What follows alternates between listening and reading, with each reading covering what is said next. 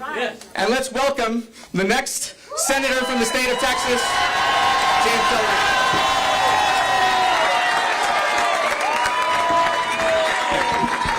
Thank you. It's so good to be in El Paso, Texas. And thank you, Vince, for your kind words, for your friendship to me, for your service to this community. Thank you to the volunteers in the vests who made this event possible. And thank you to all of you for showing up here on short notice. It is so good to be in El Paso. As Vince said, my grandparents lived here when I was growing up. I have so many fond memories of being in this city. The first time I ever saw mountains was here in El Paso. And this place has always meant so much to me. So thank you for the warm welcome. We are on our Take Back Texas tour. We're hitting the road. We're going to every corner of this state. We're not writing off any voter. We're not writing off any community. We're talking to everyone and going everywhere, because that is how we're going to flip this state in November of this year. And I want to tell you how good it is to be in this city after such a crazy week on our campaign. On Monday, I filmed an interview with Stephen Colbert on The Late Show. And as you probably have heard, the Trump administration colluded with corporate media executives at CBS to keep the interview off the air. But I think it's fair to say their plan backfired.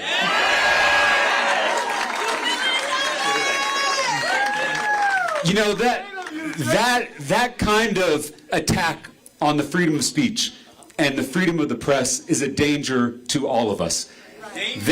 These are the same people who campaigned against cancel culture in 2024. Now they are trying to control what we say, what we watch, what we read, and this is the most dangerous kind of cancel culture, the kind that comes from the very top. Yes. They did it to The View after I went on that show. They did it to Jimmy Kimmel after telling a joke they didn't like.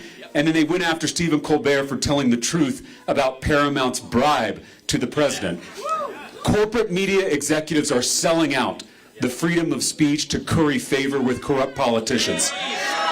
And a threat to any of our First Amendment rights is a threat to all of our First Amendment rights.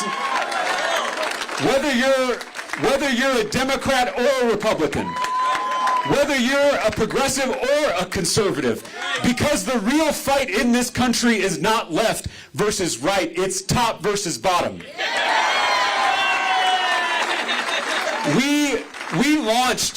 We launched this campaign for the U.S. Senate 5 months ago in my hometown of Round Rock, Texas, and since then, we have had thousands of Texans showing up to rally with us in every corner of the state, from Amarillo to Brownsville, from Beaumont to right here in El Paso.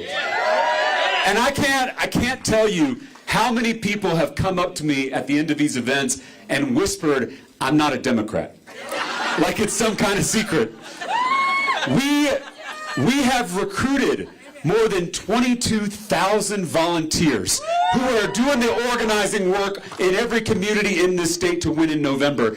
And we have shattered grassroots fundraising records, all without taking a dime from corporate PACs.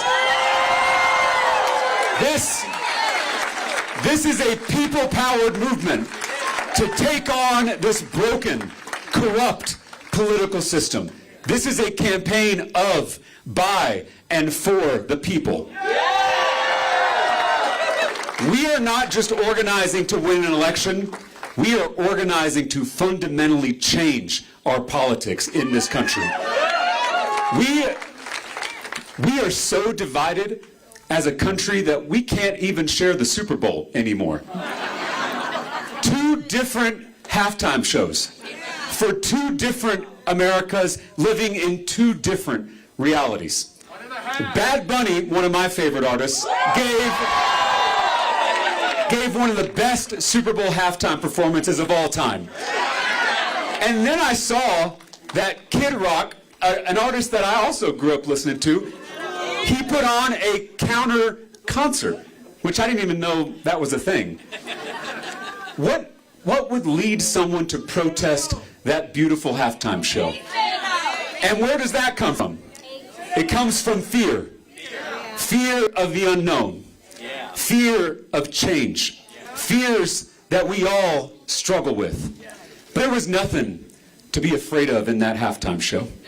Just joy and unity and love. Because in the word of Scripture, love casts out fear. Or in the words of Bad Bunny, the only thing more powerful than hate is love.